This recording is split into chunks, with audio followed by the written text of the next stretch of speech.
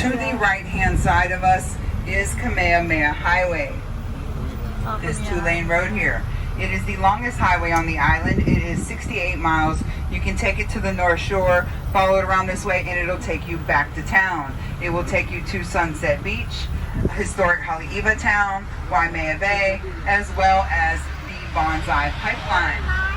To the very right-hand side of us, we have a tiny beach known as Rainbow Beach. I call it tiny for 2 reasons. If you go during high tide, there is no beach. And if you look to the left-hand side of the road, once I get a little further, there is enough parking for 3 to 5 cars, depending on how people park. Have any of you seen Triple Frontier with Ben Affleck? No.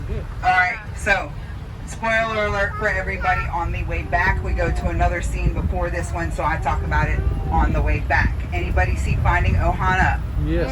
Alright, so if you do happen to go to the North Shore, look to the left in this area and you'll notice some scenes from Finding Ohana. It was all over the property. I don't suggest breaking in, but you'll recognize that scene. Has anyone seen the Brady Bunch movie? No. To the left-hand side of us, we have the cave that she hid in when the headhunters were chasing after her. So as I mentioned when we got to the bunker, that Ahupua'a marker, we have left Kualoa and we are now in Ka'a'aba.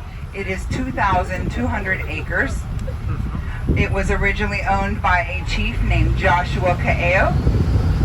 After it changed hands 3 times, in 1863, it was also purchased by the Judd family for $4,000. In order to get to the next movie site, we will be going through a smaller portion of our agriculture and aquaculture area. Here at Kualoa Ranch, we believe it's our kuleana, which is responsibility to preserve the land and enrich people's lives by celebrating its history. Directly in front of us, these tall trees are Java plum trees. When the fruit is ripe, you can pick it directly off the tree and eat it. It's also used in juicing as well as ice creams. Directly to the right, we have a representation of what a village would look like in this area of an Ahupua'a.